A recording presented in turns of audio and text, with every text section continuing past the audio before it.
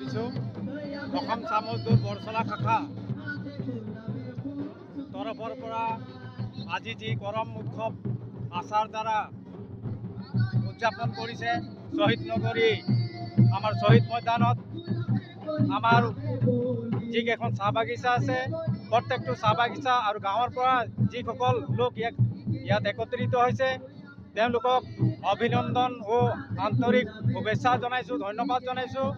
আৰু সদায় যাতে আমি একেটা মঞ্চত থাকি পেলাই কলা কৃষ্টিবোৰ উদযাপন কৰিব পাৰোঁ তাৰে কামনা কৰি মই চবকে জহাৰ কৰি মোৰ বক্তব্য সামৰণি কৰিছোঁ। ধন্যবাদ।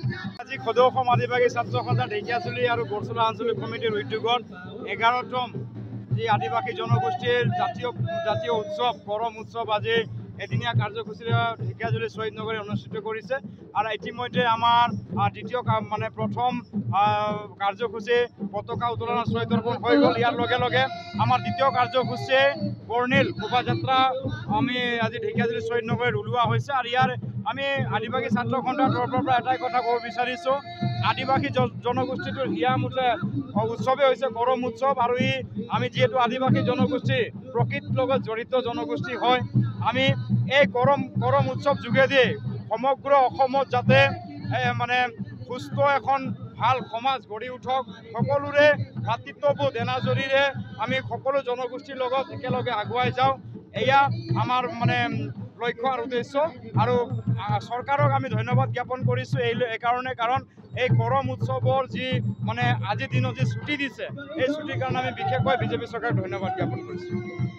ছাত্ৰ সন্থা ঢেকীয়াজুলি আঞ্চলিক কমিটি ও বৰচলা আঞ্চলিক কমিটি হৈ আমাৰ আদিবাসীসকলৰ জাতীয় উৎসৱ কৰম আমি 11তম আমাৰ শ্বহীদ নগৰী ঢেকীয়াজুলি শ্বহীদ ময়দান প্ৰাংগণত আমি আয়োজন কৰিছোঁ। আৰু ইতিমধ্যে আমাৰ যি সাংস্কৃতিক শোভাযাত্ৰা আছিলে সাংস্কৃতিক শোভাযাত্ৰা যোগেদি আমি অসম চৰকাৰক আৰু লগতে আমাৰ ভাৰত চৰকাৰক আমি আহ্বান জনাই আছোঁ যে আমাৰ আদিবাসীসকলৰ যি জ্বলন্ত সমস্যাকেইটা যাতে আমাৰ সাংস্কৃতিক আমাৰ যি আজি জাতীয় কৰম উৎসৱ আমাৰ কৃষি ভিত্তিক আমাৰ উৎসৱ হয়। আৰু আমি জমিনৰ পৰা আমি নিৰ্ভৰ আমাৰ আদিবাসীসকল হৈ দেখৰেখ কৰি আছোঁ। গতিকে আমি আসাম চৰকাৰক আমি আহ্বান জনাই আছোঁ যাতে আমি আসাম চৰকাৰে যি আমাৰ কৰম উৎসৱৰ কাৰণে ছুটি দিয়াৰ কাৰণে আমি অসম চৰকাৰক আমি বিজেপি চৰকাৰক ধন্যবাদ দি আছোঁ। আৰু লগতে আমি ক'ব বিচাৰি আছোঁ যাতে আগন্তক যেতিয়া আমি কৰম উৎসৱৰ কাৰণে যাতে অসম চৰকাৰে যাতে আমাৰ কৰম উৎসৱ পালন কৰিবৰ কাৰণে যাতে চৰকাৰে যাতে বৰংগনি যাতে টকা পইচাৰ যাতে দান বৰংগনি আগবঢ়ায় তাৰ কাৰণে আমি অসম চৰকাৰ আহ্বান জনাই আছোঁ।